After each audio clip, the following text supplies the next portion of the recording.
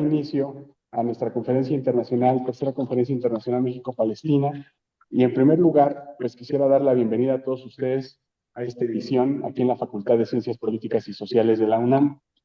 Para mí, pues es un honor y una enorme responsabilidad recibir y escuchar a tan distinguidos colegas y amigos que pues están en varias universidades del mundo, de manera particular en el mundo árabe. Hoy vamos a discutir a lo largo de toda esta tarde la terrible crisis que estamos experimentando en Gaza, su presente, su pasado y su futuro. Antes de continuar, quisiera agradecer a todas las personas que han hecho posible esta conferencia, comenzando por las colegas que me acompañan esta mañana, la doctora Alejandra Gómez Colorado, la maestra Marcela Álvarez, la doctora Márgara Millán, organizadoras de la conferencia, las colegas que nos han apoyado en la logística y difusión, Alma Iglesias, Verónica López Nájera, ya que sin ellas pues esto no sería posible, además de agradecer a nuestros estudiantes, Mónica Espinosa, David Vázquez aquí, y también a Valeria Rosas, a Ana Paula Correa, que han estado también muy interesados en la conferencia. Gracias por su apoyo y particularmente a ustedes dos que están desde el pie del cañón. Es importante decir que este esfuerzo es un esfuerzo colectivo que involucra actores dentro y fuera de la academia, como la Facultad de Ciencias Políticas, el Museo Nacional de las Culturas del Mundo, el Colectivo Académicos por Palestina, el Grupo América Latina de Claxo, Claxo América Latina Palestina, y organizaciones como Shabaka, que en conjunto pues hemos cooperado por años para seguir hablando con y de Palestina. También quisiera pedirles a nuestras colegas unas breves palabras, empezando por la maestra Alejandra Gómez Colorado, para inaugurar esta conferencia. Bueno, pues yo solo reitero mi agradecimiento a la Facultad de Ciencias Políticas y Sociales y a todos los compañeros del equipo del doctor Moisés Garduño. Y no me gustaría repetir las horrendas cifras que todos ya conocemos y que se han repetido hasta la saciedad, sino hacer énfasis en que el trabajo interinstitucional es más importante hoy que nunca y que no debemos limitar nuestros ámbitos de acción. Nosotros desde un museo público, desde una institución del Estado, nos sumamos a estas actividades con mucho gusto, con todo el esfuerzo que podamos hacer desde nuestros canales de comunicación. Y pues cuentan con nuestro apoyo para difundir todos los temas relacionados con Palestina, también para un público más general y no solo especializado. Agradecerles a nuestros amigos de Palestina. I would like to thank our friends and academics in Palestine and in other universities for sharing your knowledge, and we will hear you with all our attention. Shukran. Gracias. Gracias, ahora le vamos a pedir por favor a la maestra Marcela Álvarez que nos dirija algunas palabras en la inauguración. Gracias, maestra. Muchas gracias. Buenos días a todos y a todas quienes están en México. Good evening for all of our friends and scholars from Palestine. Es un honor estar aquí. Agradezco al doctor Garduño por haberme invitado a participar en este evento tan importante después de todo este tiempo. Creo que no quiero tomar más tiempo, solo decir que tenemos que seguir hablando de Palestina. Como dijo Ale, desde la interinstitucionalidad, también es muy importante que todos nos sumemos a esta causa y que pues sigamos teniendo estas actividades y estos conversatorios, sobre todo para poder conocer la perspectiva de nuestros colegas que están allá, que están viviendo todo lo que está pasando y que nos pueden ayudar a tener un mejor entendimiento más allá de lo que podemos nosotros ver desde acá a través de las noticias, las redes sociales. So thank you very much, all of you, for being here, for sharing with us your experiences, for making it closer for us, further than what we can get from the internet and from all the sources that we are looking into. I think it's very important to hear from you directly, and I'm very honored to share this meeting with you. Thank you very much, Marcela. Now I will shift from Spanish to English in order to introduce our colleagues and in order to try to make a dialogue directly between Latin America and the Arab world, between Latin American scholars and Arab colleagues, but at the end, in order to talk with and about Palestine. In the initial panel, we will engage in dialogue with two distinguished colleagues who have made significant contributions to the understanding of the Arab world. A central theme of our discussion will be the Palestinian question in the context of an emerging global order, with particular emphasis on the crisis of the international liberal model. According to scholars like Ilan Pape and others, the right-wing government in Israel is of the opinion that history is on its side. The return of Trump, the rise of the right-wing parties in power, for example, in Germany, Italy, and other European countries, Modi's support in India, among issues connected to the intensification of racism, classism, and Islamophobia in the world, are elements that are of significant concern to the vast majority of international society because we are experiencing the maximum degradation of the Palestinian map. I hope that in this discussion we can think critically about the world that is emerging and the effects of these changes in Palestine.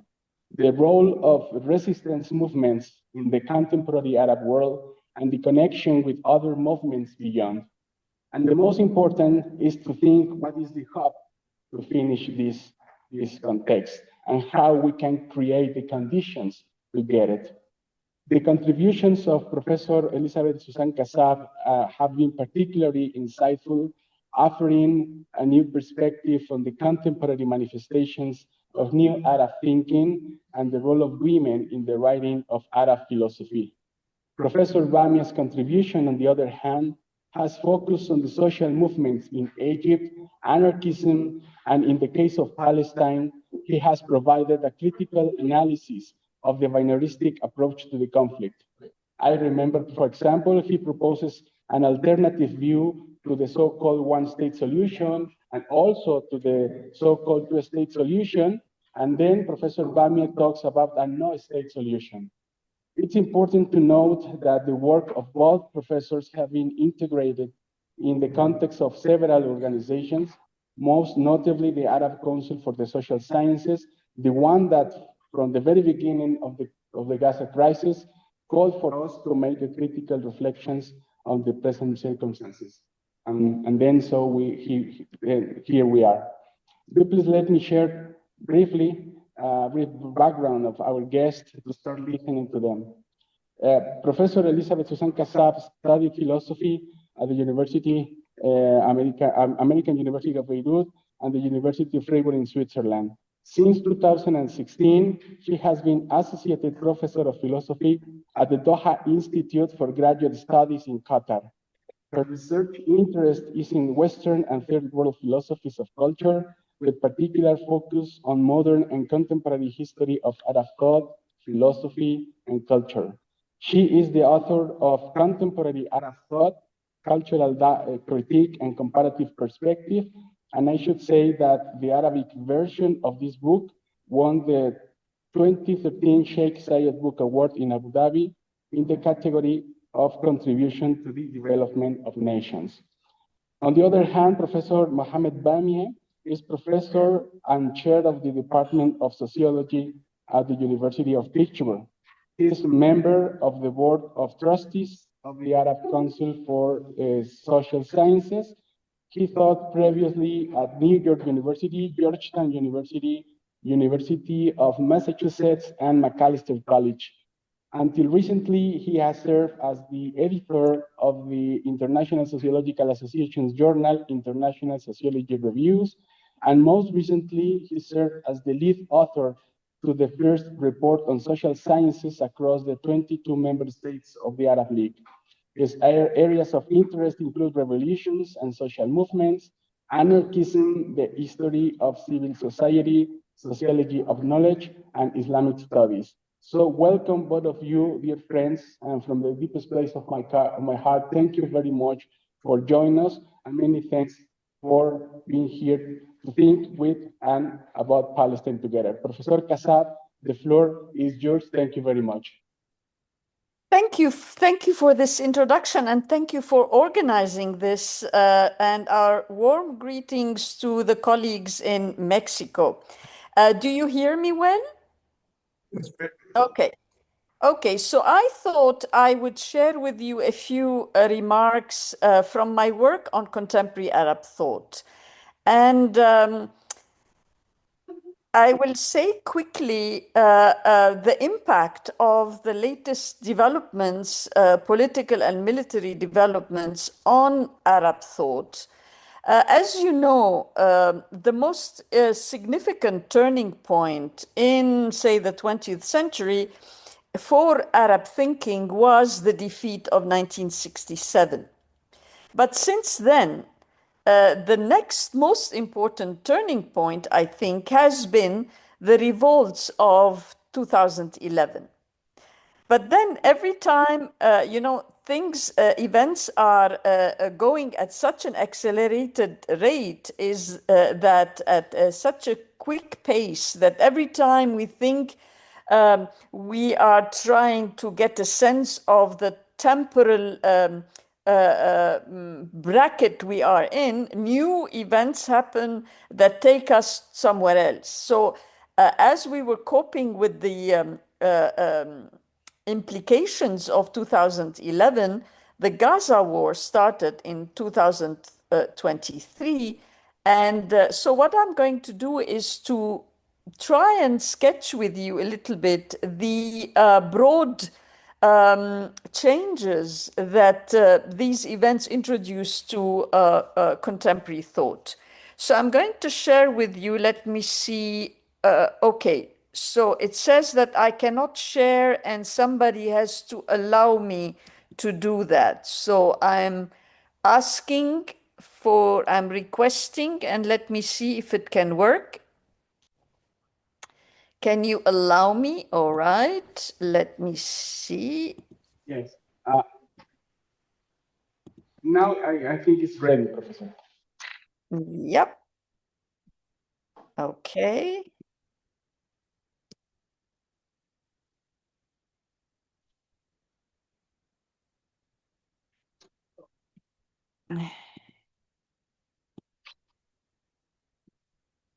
So do you see my screen now?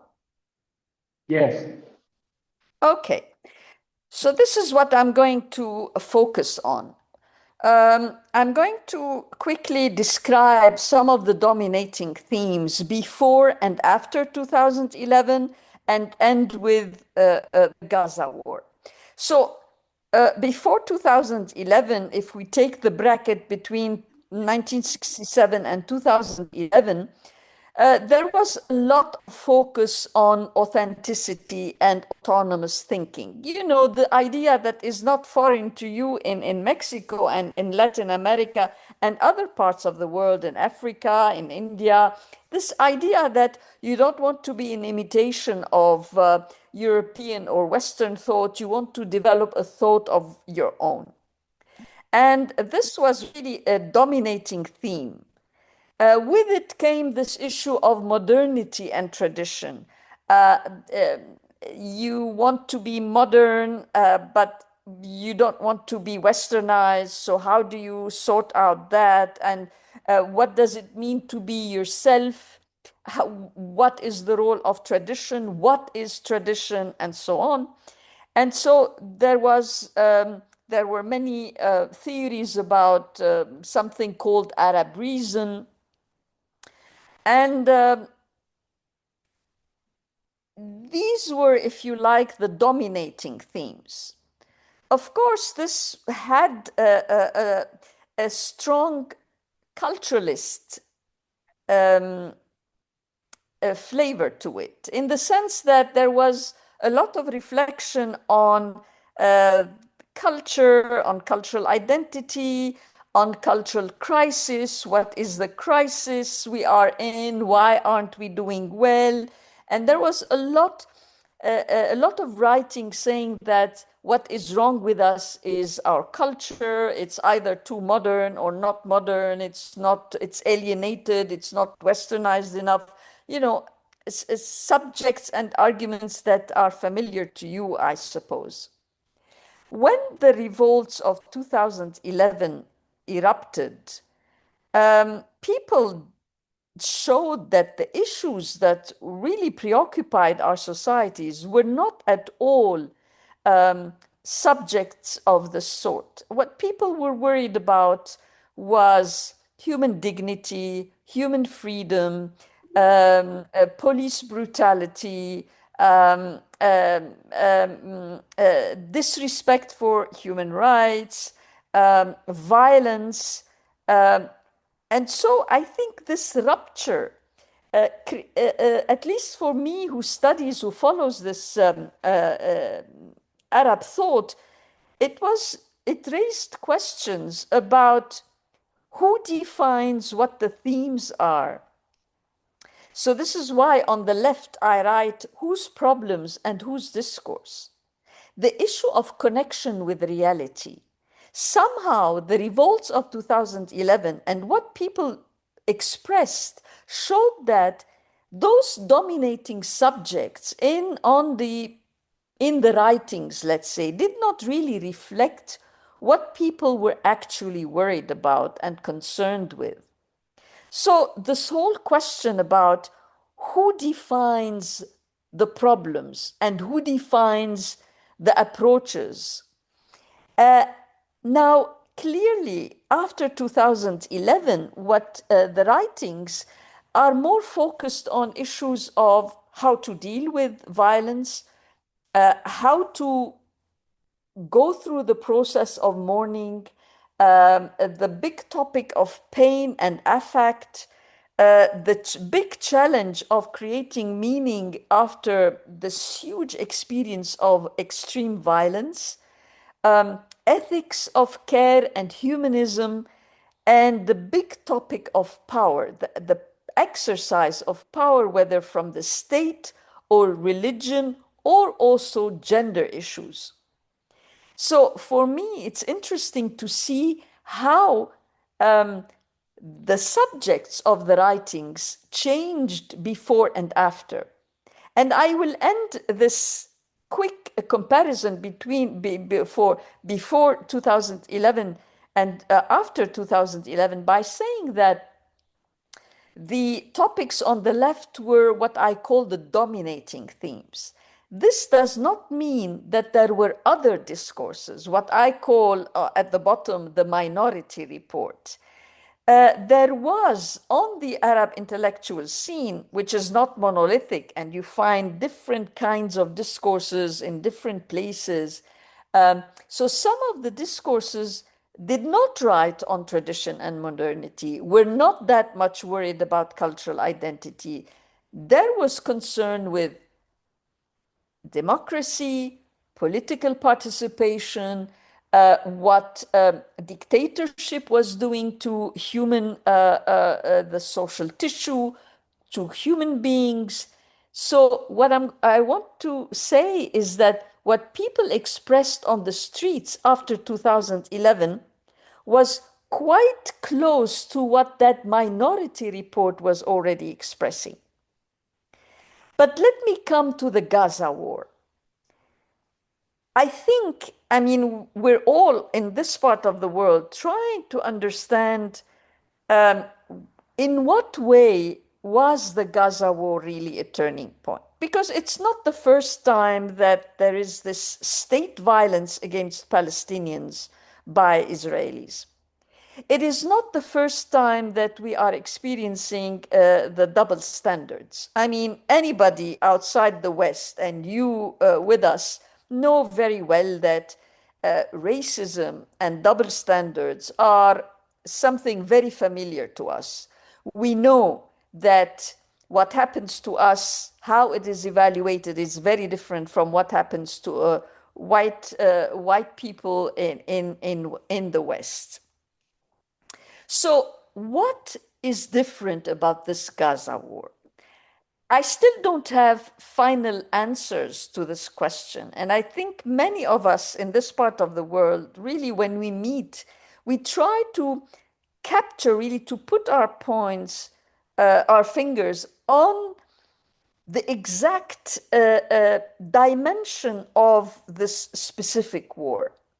And I think the big topic, the big theme that emerged in our attempts to reflect on this Gaza war is the topic of the universal. I think this is the big topic that is left with us in the face of this academic, governmental, media support for what is called Israel's right to self-defense and the absolute massacre of innocent civilians. Now, as I said, the double standards are very familiar to us, but I think what is new is also the repression that we have been witnessing in the West, that academic freedom, that civil liberties, that media treatment of the news has been deprived of that liberties, that liberalism that is supposed to, be practiced in the West. And suddenly we see repression in the West. And so the question about the very seriousness of these values for the West. So before Gaza, the idea was that, okay, Westerners think that these values are good for them, but not good for us. Now we see that these values are not even taken seriously by themselves for their own societies. So I think one of the consequences of us witnessing the Gaza war is really a fundamental, a radical putting in question of universal values. And this, I will end with this reflection. What does this mean for us? Does it mean that, okay, so these values have no value and that we just abandon them and we turn, I don't know, to something else, to pure opportunistic or the jungle law of life? Or do we uphold these values and take responsibility without the West being the sponsor, if you want, of those values? So I think this is an open question, a big challenge to us. And I will stop here and maybe we can come back to this question if you wish. Thank you. Thank you very much.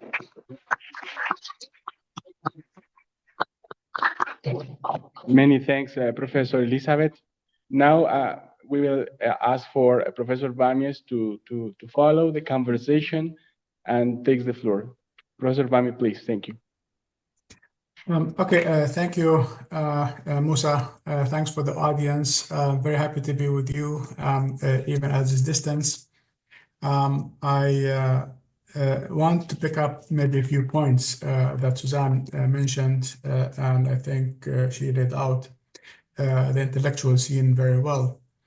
And also laid out actually the kind of puzzle that we have been dealing with for the past year and a half, namely why this particular war taking this particular form that we haven't seen before and the world hasn't seen before. This is the first time in history that, as you know, we have a genocide that is being done in full view of the whole world, and everyone can see it.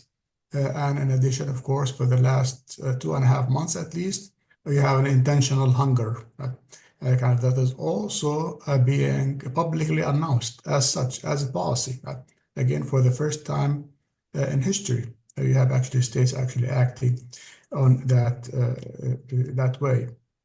And there's one more kind of point around that,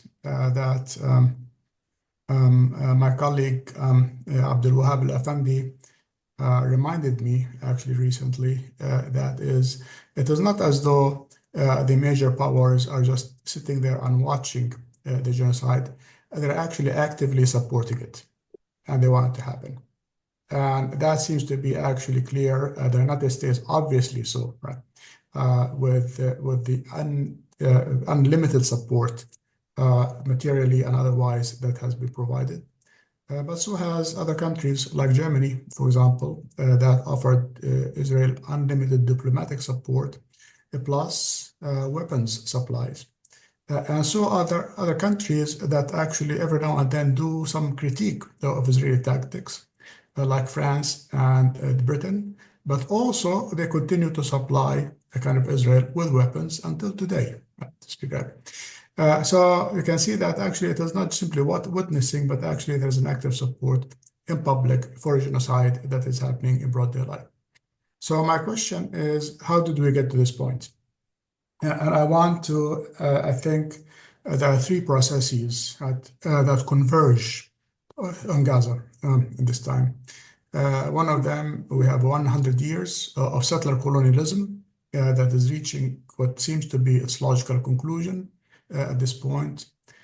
It meets 30 years of gradual decline in the so-called rules-based international order following the end of the Cold War.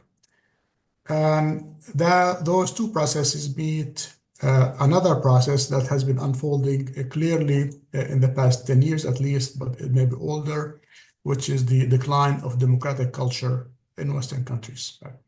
And Gaza is the location in the world where all these three processes meet each other today. Now, let me just say a few words about the less known parts of this equation, and namely the decline or the gradual decline of the international, the rules-based international order since the end of the Cold War. As you know, the Cold War was an orderly process. It was rational, and by rational, I don't mean it was good. I just mean that it was governed by a strategic perspective in which you have two camps. Each had its own economic system that is distinct. Each had its own cultural propositions that were distinct from each other, and each had its own distinct political systems.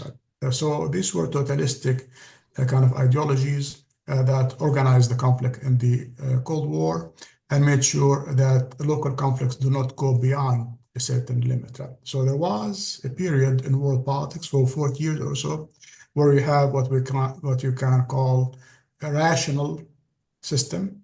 And again, I don't mean rational in the sense of being good, but rather rational in the sense that it was strategically oriented, right, and organized, so to speak, right, and therefore predictable. Right? Now, since the end of the Cold War, we had a strange situation that has evolved, namely that you have one kind of camp that essentially ended the conflict and dissolved the Warsaw Pact. The NATO Pact was not dissolved. In fact, it was expanded, even though there were no obvious enemies anywhere in the world, right, that wanted to fight it, to speak out. And even though capitalism itself, right, seemed to be a global system now that everyone kind of wanted to join, including China and Russia, each in their own way, but nonetheless, everyone wanted to be a part of the system. So the question is, why do you have military alliances still? Who do you want to fight? The military budget in the US did not decline after the end of the Cold War. In fact, it increased. And today, it is the largest has ever been. And that happened before there was any conflict in the early 90s that is worthy of that kind of spending. Now, if you were living in Washington in 2002, which is where I was at that point, just before the Iraq War, as the US was preparing for it, and I began to go to think tanks to see how they think. And I heard then lots of debates as to what are we doing with our hegemony, right? That is, we have this huge military. It is very expensive. We have built it over the years. So we have the capacity to be the hegemon. The world needs a hegemon so that it doesn't get off track. Maybe the Iraq War would be an experiment in hegemony, so that once everyone sees our power, they will fall in line, and we can act as the world's policeman And in that sense, hegemony would become actually useful, right, for the world, obviously. Right? That was the argument. Obviously, things did not go very well in Iraq. But because they did not go well, we forgot that actually the Iraq War was intended to be actually a part of a larger kind of remodeling of the world, beginning with the Middle East. And the expectation was that once Iraq is invaded, Iran would fall into place, and then Syria, and then the whole world will just come and thank us and do whatever we want. So it was kind of the revival of an old imperialist kind of logic that we had forgotten since the 19th century. I'll come back to the 19th century in a minute. And that, of course, meant that there was a gradual kind of a breakdown on the so-called rules-based international order that was happening. The Iraq War was the first, in fact, significant break of that international order. The Ukraine War was another. But it was really similar in the sense that if you have enough power, you break kind of the rules of the international order. Now that process, we are there now, ultimately, where essentially power on its own, without needing to justify itself, basically is kind of being exercised over Gaza. Now, when I talk about rules-based order, I don't mean that it was actually applied uniformly all over the world. Right? It was observed in the West. It was observed in Europe largely. In the so-called third world at that point, it was followed depending up to a certain point, but not without kind of breaks on it. In Palestine, though, it was constantly broken. Long before the end of the Cold War, beginning with 1948, where you have an ethnic cleansing, which is against international law, to put it mildly. And you also have a UN resolution from 1948, which said that the refugees have a right of return. That, of course, that was also not obeyed. So you have another kind of a violation of this international rules-based order. Right? Of course, you have the settlements activities, all of which are against international law blatantly, right? And they have been kind of supported by all Israeli governments nonetheless, and again, against international law. So Palestine was essentially the laboratory, right, ultimately, for what we see in the international order afterwards, namely, how can you break rules constantly, one after another, and get away with it? That did not really happen anywhere else, to speak. And that is why Palestine basically is so important for our global consciousness today. And that, of course, accompanies the process of settler colonialism. As you know, that was from the beginning based on kind of removing Palestinians from their historic homeland.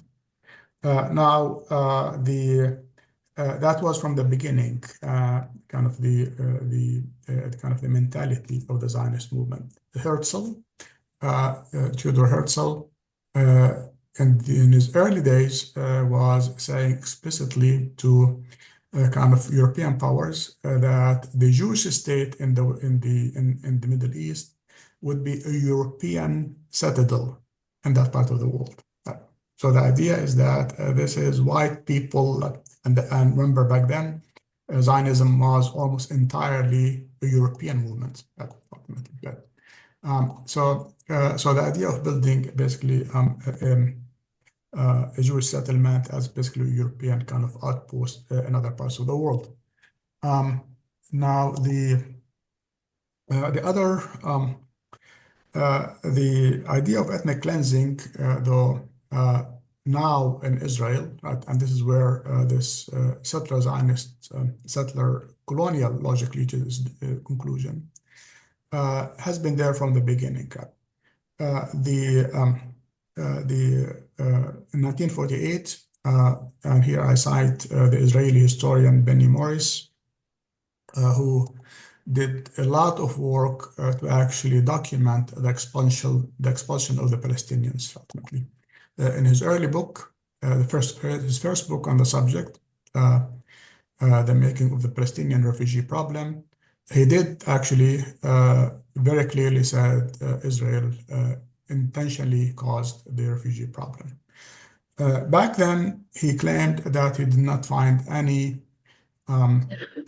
document from Ben Gurion that ordered basically the Haganah to actually expel the Palestinians, but he made it clear that to his generals that if we got a territory without this population, that would be good.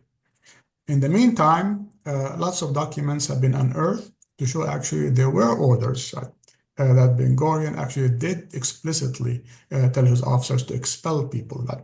And Benny Morris uses that material and say, okay, well, look, there were actually the expulsion of the Palestinian population was more intentional than we have ever thought, than what we have thought. But, and here is the surprising thing, Benny Morrison says, and that was a good thing. He says that today, right? And that is a revisionist historian, but he says that the problem is not that we ethnically cleansed the Palestinians in 1948. The problem is that we did not do it enough, which means that we have to do it today. Right? Now, this is a liberal person. This is actually not the most extreme kind of Zionist, but that is where we are now. And that is basically what Israeli society is today, basically where we have this consensus on the war. Right? That is kind of very unusual. So that is a process, a second process that is older, right? That actually functions in an experimental way until today, and it is meeting the other kind of global process that has to do with the gradual decline of the rules-based kind of international order. The third process, which is more recent, and that's which has to do with the decline of democracy, basically in the West in particular, right? Is well known to us, but I'm mentioning it here because it seems to me to explain at least part of what we are seeing, namely this lack of sensitivity to genocide, which is really strange ultimately.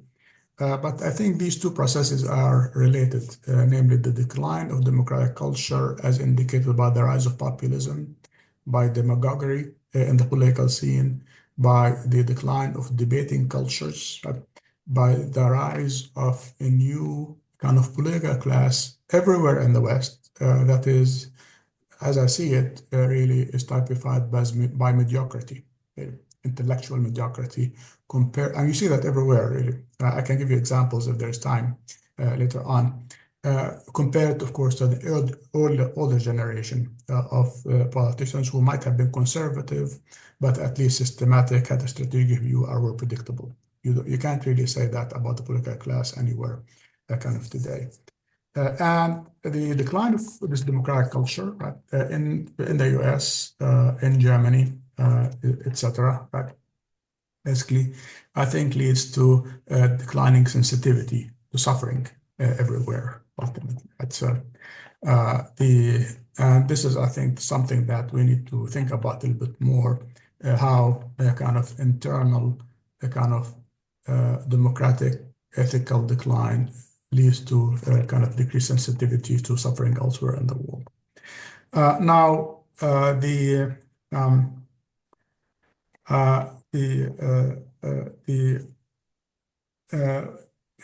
want to say a few more words about where I think we are heading after Gaza, or what Gaza reveals about where we are going.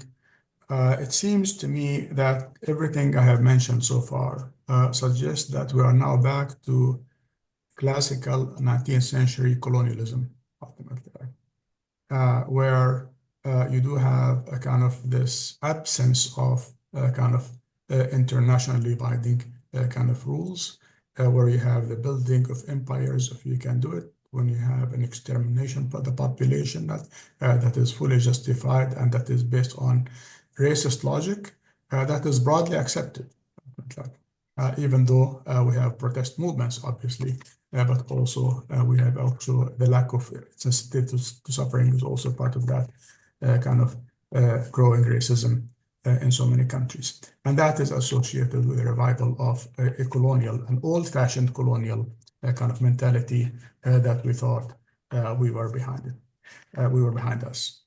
There's a number of processes that are happening as well that I want to say one word about language use, because it is important, I think, to find out or to think about how we use language these days, how to debate, how to argue, if there is a debate, how to argue, to speak, if there is a possibility for argument. There are, of course, as you know, accusations of anti-Semitism left and right that have increased tremendously since the beginning of the war. And anti-Semitism, for the most part, means a kind of criticism of Israel. This is during this war that has been kind of extensive use of anti-Semitism. Those of us who live in the US or in Germany know very well and have seen kind of lots of examples of that how that has worked. The problem, of course, with that is that with overuse, anti-Semitism begins to lose meaning. That is, of course, a problem with any concept that gets to be used kind of liberally and instrumentally and opportunistically, right? It gradually begins to lose meaning. And that could be a problem as well, right? When actually our concepts begin to lose their meaning. There's a question of the security needs, right? Basically, and that is a question or a term that gets used a lot. Now, the one thing that we notice, or I notice at least, is that it is discussed entirely as a justification for the war, right? The need for Israel to have security. Right? Now, obviously, right, if you impose yourself on a population, you are not going to have a security. And the more you repress people, the more enemies you create, you are not going to have security. So security, basically, as a claim, basically is endless, basically in its scope, right? And of course, we don't talk about the fact that we have an entire population, the Palestinians in this case, are being attacked every day, who can be arrested and killed every day, and have zero security, and no one talks about basically their right to have security. The terrorism as a term, I tell my students that we should stop using the word terrorism. We just ban it from our language. Not because we do not get terrorized, but because the word basically is used as a way to stop arguments, to stop conversation. And when you have a news item, when you say the terror group Hamas, that news item is already telling you how you are supposed to think about the news that is coming. The idea of states' right to exist, which I heard, does Israel have a right to exist? It's a question that I have heard 1,000 times, and I've always said this is actually a distraction from what we should be asking, which is whether Palestine has a right to exist. Because ultimately, if I say to you, Israel has no right to exist, Israel is not going to worry about my opinion. It is going to continue to exist anyway, but it is Palestine that could actually use a right to exist. Of course, if you want to follow an anarchist logic, you actually could push it further and say, actually, no state in the world has a right to exist. Ultimately, states come to exist because state foundation is often based on a violent process, on war, right? On exterminating local enemies, right? On imposing themselves on a substantial part of an unwilling population. That is how states come to exist, not because they have a right, but because they have an ability to force themselves onto existence. And that's, and I'm mentioning all these kind of questions of language kind of use because that relates to my conviction that there's something happening to our capacity to debate. and that debating cultures and especially in kind of old democracies is declining, and therefore perhaps there is a need to actually develop a different way of talking that is not defensive necessarily, that does not simply respond to an argument that is unworkable or made up, but goes around the argument basically and creates sense of a new conversation and a new discourse. Finally, there's one thing that this war, in addition to everything I said, that has seemed to me that has actually created or rather destroyed ultimately, and that is the will to coexist. I think before this war, we did have a kind of an emerging sense in the Arab world that maybe we can live with the state if it does this or that, and that was actually being said in public by a lot of people, including lots of Arab leaders as well. Now, that will to coexist, I think, has disappeared. Not at the level of governments, but at the popular level, I think, and especially among kind of the younger generation in particular. What are the future ramifications of this? I don't know, ultimately. But it seems to me that here we're entering in the process where it is typified by kind of a return to a kind of an old-style colonial mentality, an imperialism that is trying to actually find a kind of purposes for it, or that may change with Trump right now, or take a different turn. And also the kind of the question is, what do you do basically with our conflicts, kind of pursuit of national rights, if we have to think about this as, again, as a long-term kind of a struggle against an entrenched and uncompromising settler colonial system with which it appears we cannot really negotiate any longer. Thank you.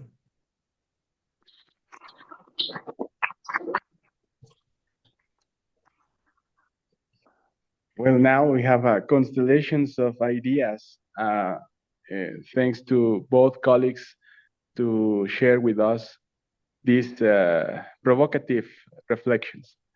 I don't know if someone in Zoom that's connected want to ask something, or maybe here the people who are with us this morning, if they have a question. We have many ideas, very interesting about the debates cultures, post-democracy culture, the issue of the law, the change that the law is not law anymore. Now we are in the power as the law, perhaps, if we can express it like that. I don't know if someone wants to ask something for our colleagues.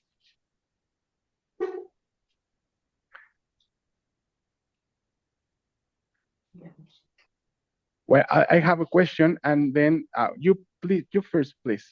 Please, you have to come, please, in order to have the micro.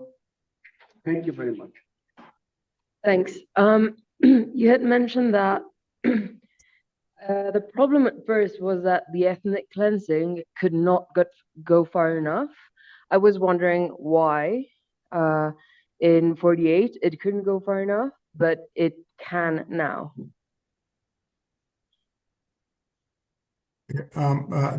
That's not my statement. That's Benny Morris, an Israeli historian. And his argument was that in 1948, we expelled 3/4 of the Palestinian population, but 1/4 remained. And they are with us right now. And that, of course, creates a problem for kind of the identity of a state that calls itself Jewish. So perhaps we need to expel those people today. That is Benny Morris's argument. Right? Many Israelis, by the way, agree with it. That's so it's not an isolated kind of figure, but it is the one who actually one would not have expected him to say what he said, given the kind of history, an original history that he had done ultimately. And the expulsion means actually all of historic Palestine now. So that includes Gaza, that includes the West Bank and East Jerusalem. And it is happening, so as you know, that in addition to what is happening in Gaza, and the explicit kind of goal of kicking the people out is also happening in the West Bank, where you have actually daily attacks, where there's a whole part of the West Bank that has already been ethnically cleansed right now in this past year. About 60,000 people have been actually kicked out, basically, of their villages and towns in the West Bank to other parts of the West Bank, from Area C to Area B and A in the West Bank. And also, there is a question of the Israeli citizens of Israel, who are about 20% of the population, whose expulsion may come later. So everyone is slated to be expelled at some point, according to the settler colonial kind of logic. Is this realistic? We have seen things that did not seem to be realistic happening in our lifetime. If we asked anyone in the region before October 7th, 1923, do you think a genocide would be happening in this? And probably most people say, no, of course not. That's not possible. But here we are. So radical ideas, and Zionism was always based on being a radical idea, ultimately. Namely that we create reality. Reality is our action, ultimately. Not the reality that is there on the ground, but the fact that we are able to create it with our own labor, our own effort, and so on.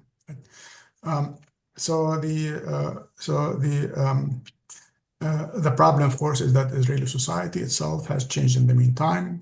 There are fewer kind of critical voices than we used to have. And that explains why, for example, in spite of all the international criticism about the conduct of the war, or the international criticism of the most obscene kind of parts of this war, for example, kind of causing intentional hunger, are actually meeting no response on the part of the Israeli government. And that is because kind of the internal kind of political system is actually full force behind this war. There is a disagreement as to how to conduct the war, but there is no disagreement as that we should have this war. Someone else? No? I have a question for both of you, Professor Bami and Professor Elizabeth. And you were mentioning the context of Iraq war and the Afghanistan invasion, the Iraq invasion. And I remember the most of we that had experience to live that context, perhaps we remember the amount of people who died in Iraq and Afghanistan and the cycles of violence after the Arab revolutions in 2011. And after these tragedies, most of people, at least in Latin America, were protesting, founding the ideas in the human rights and in the lack of democracy, and issues and slogans like stop the war, go to the streets to stop the war, and more slogans like that. But at the end today, after the crisis of Gaza, the lack of meaning of democracy and the lack of meaning of human rights and the lack of meaning of this international order has proposes that perhaps we don't have anymore enough tools to keep protesting or to keep demanding that this kind of violence stops. So what reflection can you share us in order to keep trying to protest and go to the streets? Is this vocabulary still useful to do these kind of things? Or perhaps we have to looking for another issues after this balance that Professor Kasaf proposed in the before Arab revolutions and after Arab revolutions. Please. Shall I go, Muhammad? Oh, yeah, go ahead. Okay. Yeah, Thank you, Moses, for the answer, for the question. We are right in the middle of dealing with this question. I think it's not an issue of how do we define, as far as I'm concerned, how do we redefine or how do we rename these values? Look, maybe I'm simplistic, but as far as I can see, we are repression, we are facing violence, we are facing the violation of human rights, or let's say, let's stick to violence. And I think basically many of us would like to have human dignity upheld. We would like to be free. We take physical security very seriously. I mean, these events have thrown us to the basics. And I think these values have become more real, if you want, and more urgent. I don't think, as far as I'm concerned, and some people around me, it's not a matter of redefining these values. It's rather upholding them. And I think that people have revolted because they wanted their freedom and their dignity, and they didn't want to be robbed by their governors. They didn't want to be subjected to police brutality. And I think the whole struggle of Palestine has been against being colonized, against being robbed of their rights and lands. So I think the values and what the demands are quite clear and straightforward. Now, regarding the internal struggles, the struggles inside Lebanon, inside Syria, inside Iraq, inside Egypt, inside Yemen, inside Sudan, inside Tunisia, inside Morocco. It's how to get to practice political participation, how to protect ourselves against power abuse. I think this is the big headline. Regarding vis-a-vis the West, I think we just discovered that the West, that too, I think, is quite simple and straightforward. We just discovered that the West is basically racist, or has not become non-racist. It is still as racist as it has always been. So if you want, there isn't much sophisticated search to be done. The challenges are in political struggle as far as internal politics is concerned, the struggle with our own governors, those who hold power inside our countries, and the long-standing struggle with the rapacity, mendacity, and racism of Western powers. And I'm saying powers and governments and institutions. On the human level, there is a lot of solidarity. Although I must say that somebody who has been familiar with the German politics, with German history, with German culture, with German art, I must say that I'm really surprised by what forms repression has taken inside Germany. I thought that Germany in particular, with the lessons supposedly drawn from history, should have been much more sensitive to supporting violence, to giving a blank check, an unconditional support to any power structure, and in this case, the State of Israel, is for me quite a surprise, I must say. So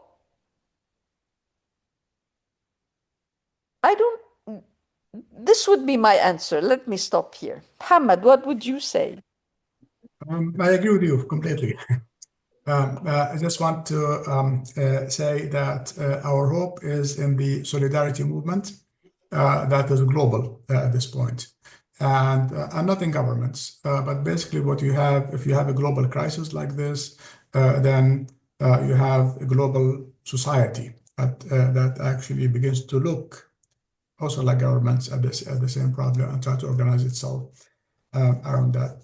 And that I'm always part of some new initiative or another that people there's a new group in the International Sociological Association that is sociologists for Palestine, same thing in the US. So there's a growing kind of a cluster of movements that are growing around the world in this issue. And I think that is actually enlivening. These are the kinds of things that keep us going. Namely, if we cannot save lives directly, at least we can use this as an opportunity to connect with each other and build a kind of a healthy civil society that is connected worldwide. Because that is the hope. That's the only hope we have. There's no hope in governments that you have. Now, since Germany was mentioned, and I am now in Germany, actually, there's one thing I too was extremely disappointed with the German position and complicity in this war. But there's one thing that's actually connects to racism that Susan just mentioned, that before this war, the political forces that were openly racists tended to be kind of the extreme right wing, but no one else. So the parties of the middle, that is kind of where they may have had racist politics, but did not use racist discourse, ultimately. Once this war started, it served as an opportunity for many liberals who thought that explicit racism was beneath them to also become equally racist. Right? So we begin to see from the beginning of this war kind of items in newspapers, like German newspapers say, why are all our Muslims immigrants anti-Semitic? By which they meant they criticized the war. And so basically the anti-migrant kind of racist sentiment that has always been there, but had only been expressed by the extreme right, through this war, became an excuse, an opportunity for other kind of political forces, including part of the left, right, to also express racism that apparently had always been there, but was not kind of expressed as such. So there, and you see that basically among philosophers as well, like Jürgen Habermas. So the question of racism, I think that was kind of explicit only in one segment, but became more broad. Kind of is really part of this equation. On the other hand, we have counter movements that are very important. For example, the Netherlands, which had a public sphere that was historically very much pro-Israel has now turned 180 degrees. And last week in The Hague, there was a demonstration with 100,000 people joining it. One of the biggest kind of demonstrations in Dutch history overall. And immediately after that, the Dutch government basically proposed to the EU Commission a reconsideration of the free trade agreement with Israel. And that passed, basically. And was also supported by a country that was always close ally of Israel, like Austria in this case. So things, the protest movements, the pressure from below is slowly kind of changing things ultimately. Plus, keep in mind that this war is causing an enormous reputational damage to Israel. And that is something that Israel has invested a lot of money and a lot of resources to clean up its image over the past years, the past couple of decades as well, to show itself as being a liberal, open society, and so on. All that has collapsed in the meantime. The calls for boycotts are kind of increasing and credible, not just boycott goods, but also cultural boycott as well. Right? And that you see that in Europe as well in a much more forceful way than before. Calls for excluding Israel from a Eurovision kind of contest, for example, right, where a lot of kind of artists and those who had won before have signed a statement to that effect. Right? So it's not as though nothing is being accomplished on the anti-war front, ultimately. Something is happening, and all of it is happening from below, ultimately. And so I think, yeah, that's good. It's a chance for us to actually get to know each other better, right? And to talk about how kind of these global issues of oppression are becoming linked in perhaps more obvious way than they used to be. Thank you. ¿Alguien más? ¿Sí? ¿Preguntas? And in the university, I think what kind of strategies do you have to break this kind of censorship and this kind of uncomfortable debating cultures that Professor Bambi was talking about? I mean, the most of events that we have in the university are very, frame, control, with special objective, time even, and at the end, the time of discussion is very minimal. So everyone has to present something, presents it, and then finish the job and go home.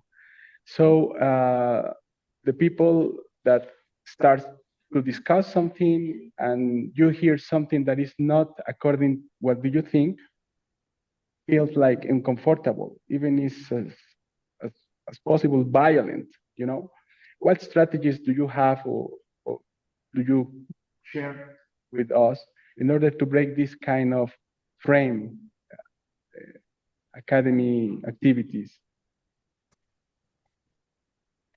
Well, I would say that I am lucky to be teaching at the Doha Institute for Graduate Studies.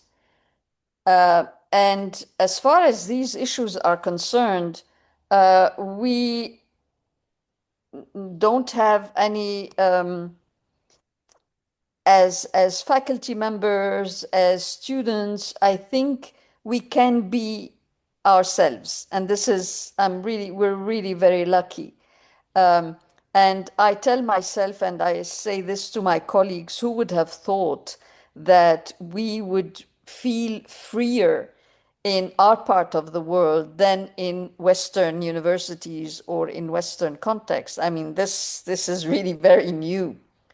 And I can say from my own experience that in this particular case, being in Qatar was a blessing because I could at least feel what I'm feeling and share these feelings with my colleagues and students Faculty and students come from all over the Arab world, many from Gaza, Palestine, Sudan, Yemen, Syria, Iraq, Lebanon, Morocco. I mean, so sometimes when we want to, to practice Black humor, we say we are a conglomeration of traumatized people, each carrying their own traumas. Imagine the one coming from Yemen sitting next to one coming from Iraq, and then a colleague from Gaza.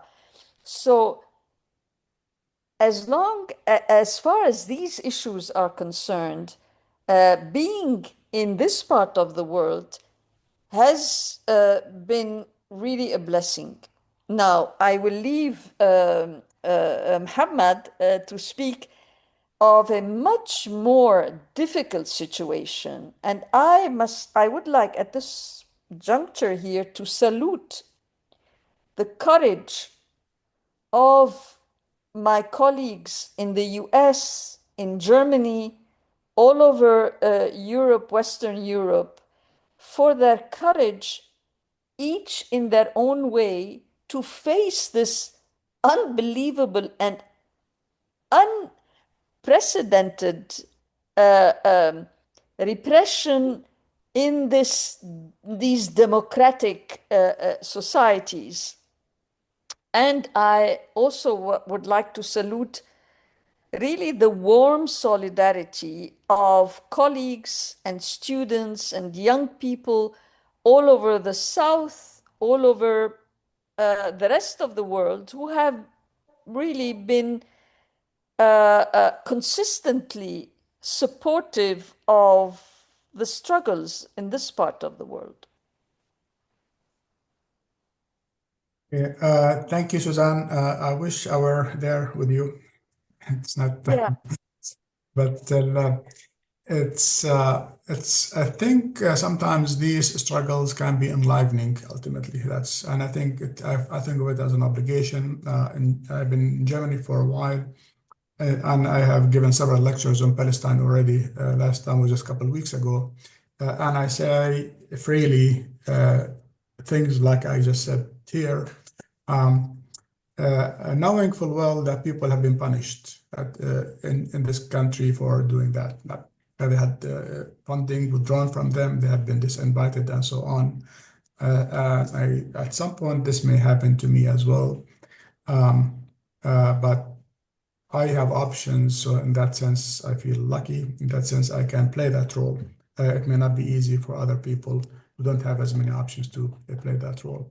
But to the extent possible, I feel that this is an obligation to actually raise our voice. And basically, I say to the Germans here that one thing that we have learned from German history, your history, is that when we see a genocide, we speak up.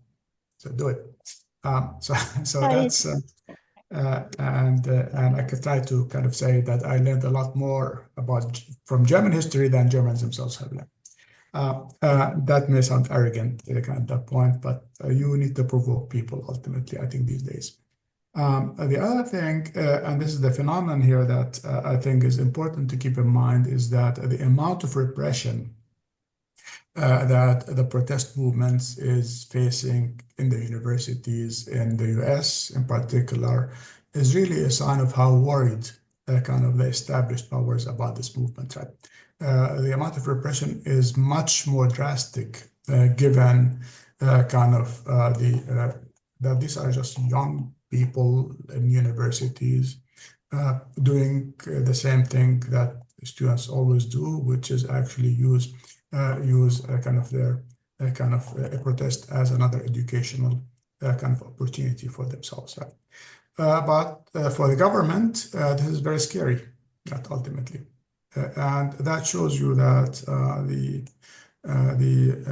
one thing we can do is focus on the repression itself, which is there and which is drastic, but the other is to actually see it as a sign of how seriously even small protests are being taken and how they seem to be dangerous, because they actually interfere with the dominant paradigm and a loud way of thinking.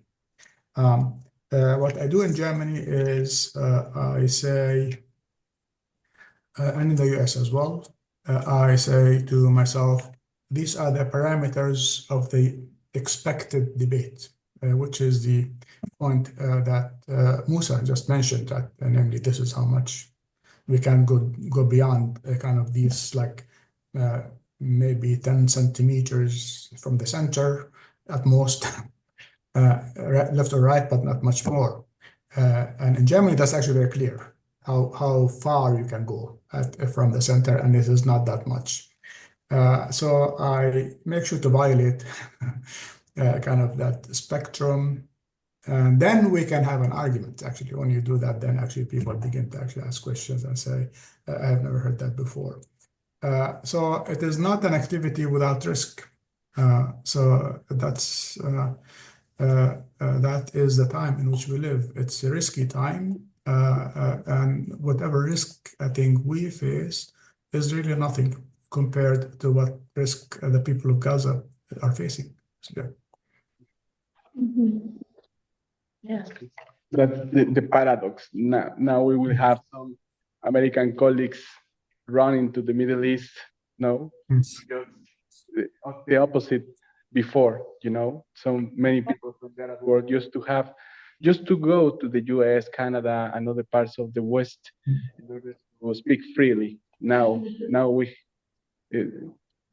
perhaps it's the opposite, but anyway, I'm thinking, who's the monster now? No, this is the issue. I mean, the countries of the Middle East that used to be represented as the worst of the modern world, now in some countries, in some spaces, you can speak freely more than in other parts of the Western world. I don't know if it's more questions, please. You have to come, please. One more question, please. Thank you.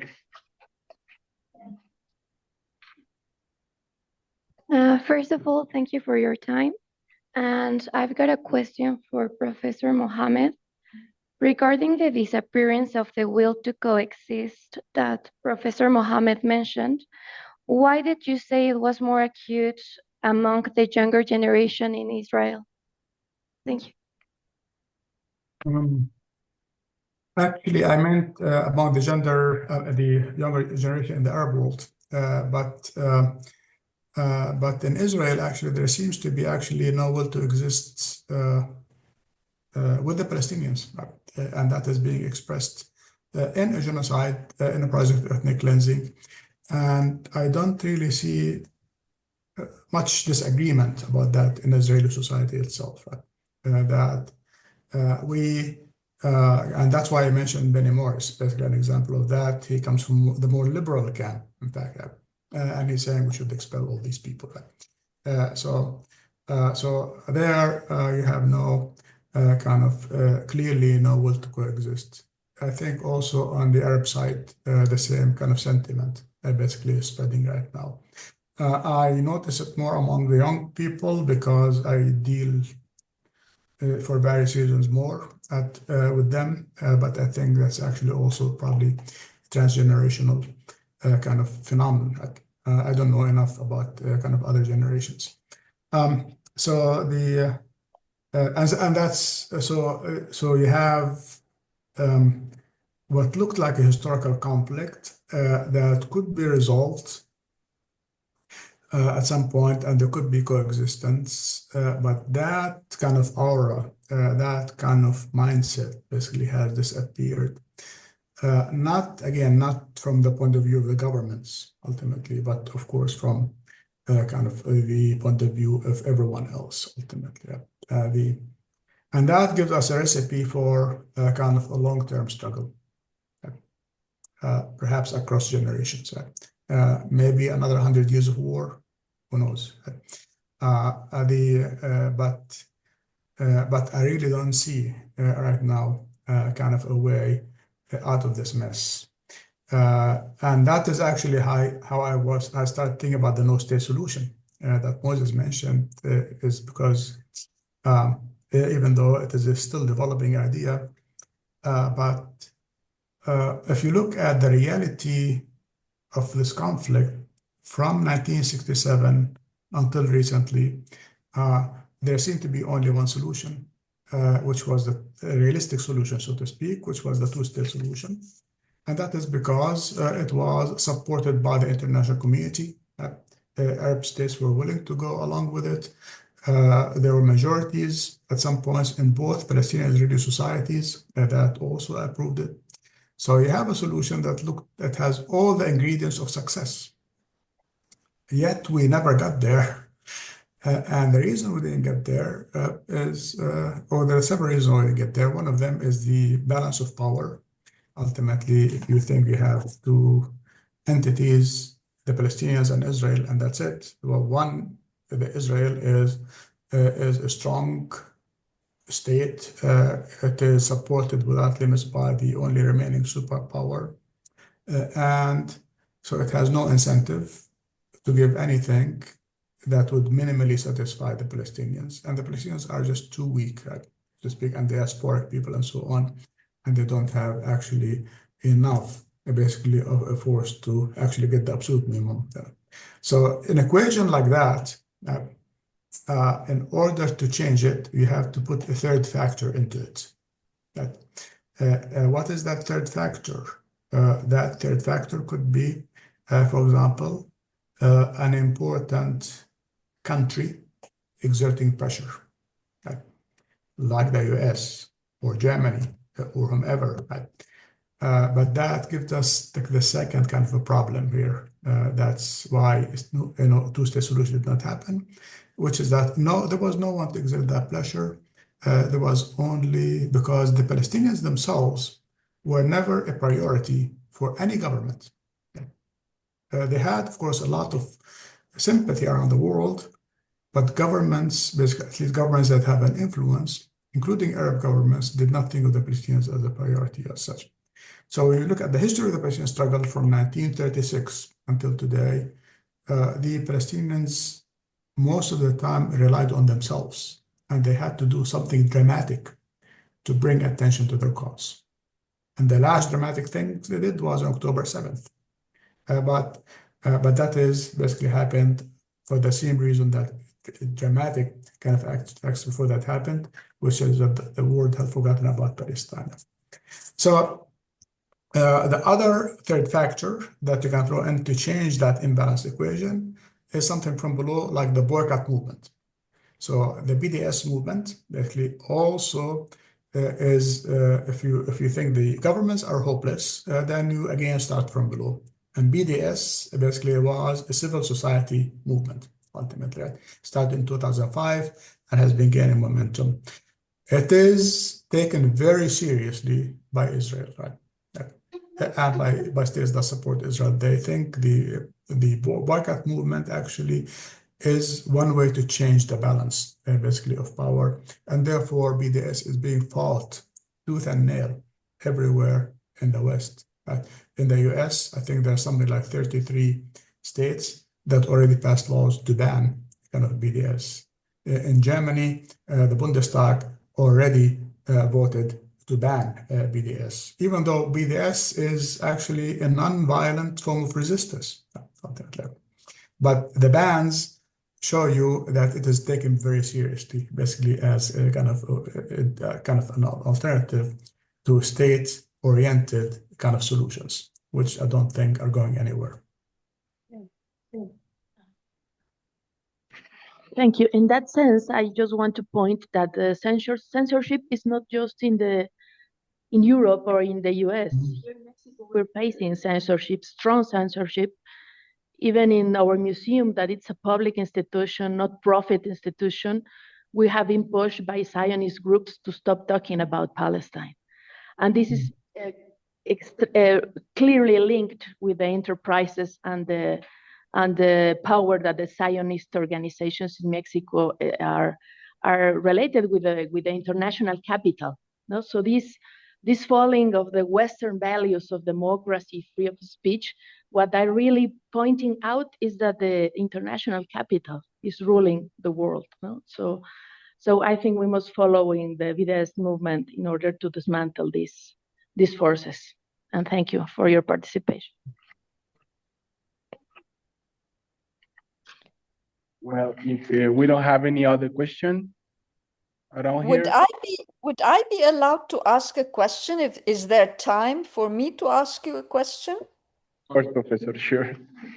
And it is not a provocative question, so please don't misunderstand me. If I would be interested in hearing from you what Gaza means to you. Somebody wants to answer that question? I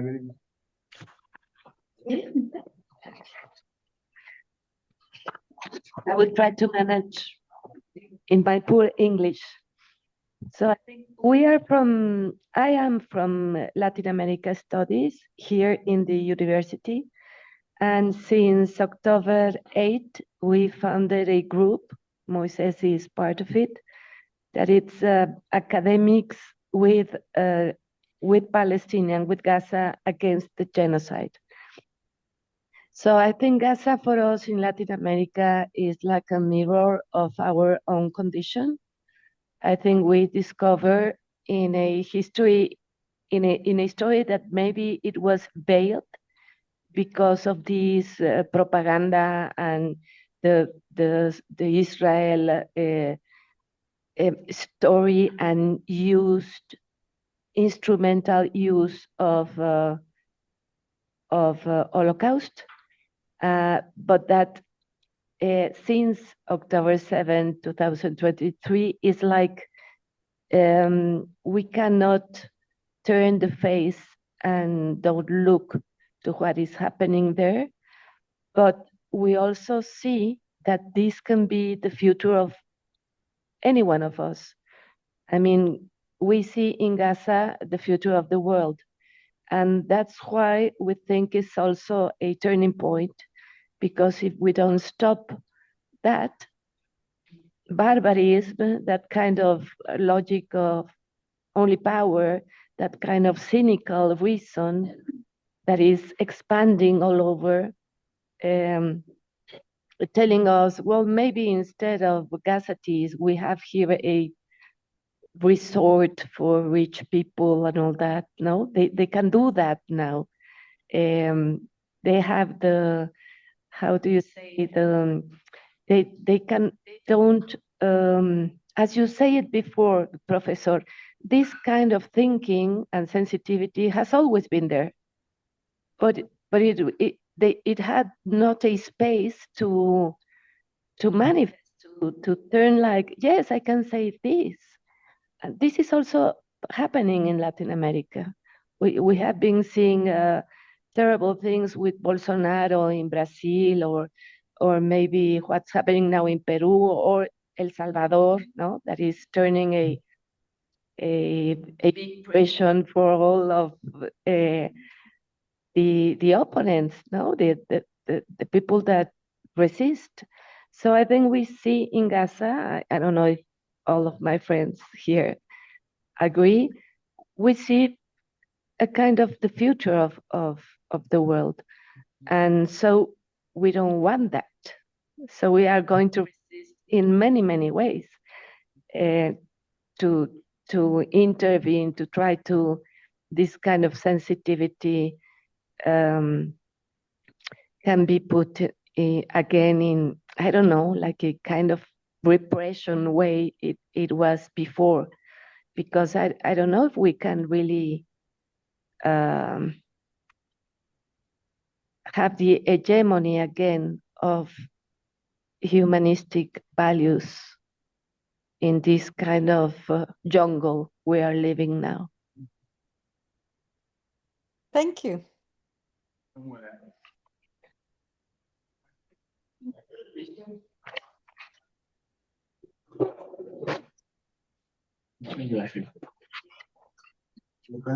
Que sí llega. Cuidado.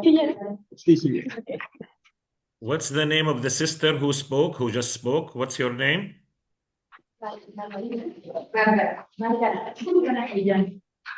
Margaret, Professor. Thank you. Thank you. Professor at this Faculty of Political Science. Well, hi, my name is Angelica Arce. I am a student here also at the university. My research is based on the military invasion of Iraq in 2003. But let me tell you very briefly. I am a career ambassador. I work for many years, both in Geneva and New York. And of course, the situation of Palestine is very dear, and it's embedded in our Mexican foreign policy. Of course, we still believe, I hope, in the right of all peoples to self-determination, and in the case of the Palestinian people, the right to decide their own political future. As it was mentioned before by all participants here, we have a very important problem, this erosion of democracy at the international level. But I also believe that the lack of solidarity to the situation in Gaza and the genocide is a very difficult one. And I think precisely this kind of events as today, this seminar, provides an opportunity, not only for the exchange of views, but also the possibility to help to get this knowledge and information beyond the universities. And I think it's a very useful opportunity we have this morning, and I would like to congratulate all of you for your participation. Thank you. Gracias. I'm sorry, I raised my hand, but since I'm online, maybe you don't see me. I would just like to say, for me, Gaza, it's two very different things. First, I teach Middle East and Africa regional studies for international relations students. So on one side, it's the epitome of Western hypocrisy and colonialism, and how we are still seeing after hundreds of years how the same patterns just reproduce over and over again, also capitalism. But most importantly, I think for me, Gaza, particularly over the past years, not just the war, but since the March of Return, for me, Gaza, it's the people, their humanity, their resilience, the care that they have for each other, how they are creative and inventive. And I think that sometimes we don't talk enough about how there are many different ways in which they are resisting and in which they are trying to make the most they can out of the circumstances that they live in. And I think that that is part of the beauty of Gaza that we also need to talk about, not just the negative things, but also how these people that really belong to the land and love the land and do whatever it takes to be there and to be solidary with each other and even with other beings, right? Like all these pictures and videos of how they try to take care of their pets and their animals and the all the stray cats that are out there. And I think that this shows how even when we have problems and when we are like really down, we have no, there is no pretext, right? To just lay down and don't do anything about ourselves and about what's going on with the people that surround us. I think that this solidarity is an example that I also try to talk about to my students and tell them this is something that we should see also in the people of Gaza and Palestine, and an example of humanity and resistance and resilience. Thank you, Marce. Thank you. Monse. Thank you for your question. I was hesitating to answer because I'm shy, but it's such a beautiful question. And well, I was born in the year of 9/11, so I grew up with the war on terror, and this marked a lot of my thoughts about the world. And I grew up hearing the faces and the history of people whose history I never learned the right way. I remember feeling like there was something to be afraid of, but I didn't know what it was. And then as I grew up, I realized that history was similar to mine. And now that the USA has declared the narco traffic as terrorist groups, I think our brotherhood is official now. But I feel like we are really seeing the history of human life and how the power of who owns the power to tell the story, it's just in our hands. And sometimes it's a matter of just contemplating the other and realizing that there was never silence.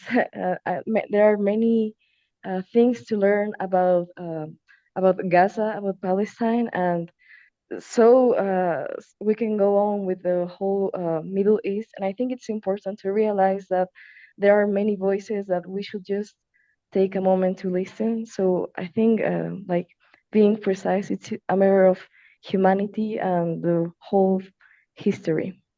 Thank you very much. Anyone else?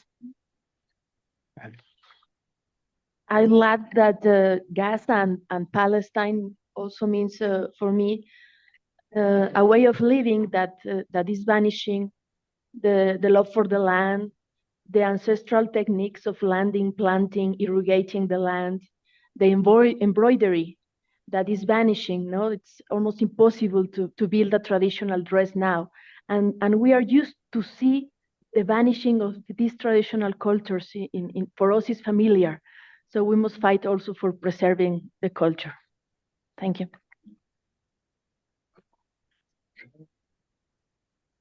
Many thanks to everyone who have participated, and in a special way to our guests, Professor Bami and Professor Casab and Professor Alvarez. Thank you very much for being with us this morning. I kindly invite you to stay here if you have time, because after 10 minutes, we will have another panel with our Palestinian colleagues who come from Najah and Arab American University of Jenin and Cambridge University, who are right now connected. And of course, if you have questions and more feedback, you are very welcome to stay connected with us this morning here in Mexico and this evening there in Doha, perhaps, and in Pichua. I don't know where are you, but in Puebla, because Marcela is in Puebla, so this is the very same time. And from my heart, thank you very much for your time.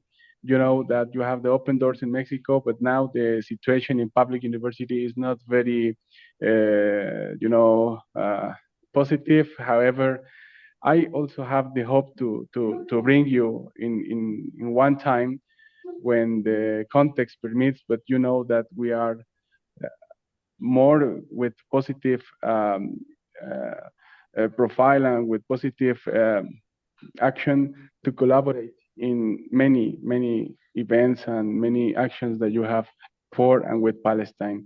So many thanks for everything, and keep in touch, please, professors. And many thanks to everyone. Thank you for having us. Okay, thank you.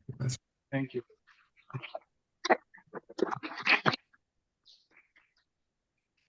Well, now we will have a break, and we have some water and coffee, and after 10 minutes, we will come back to hear our colleagues from Palestine. Thank you. Thank you.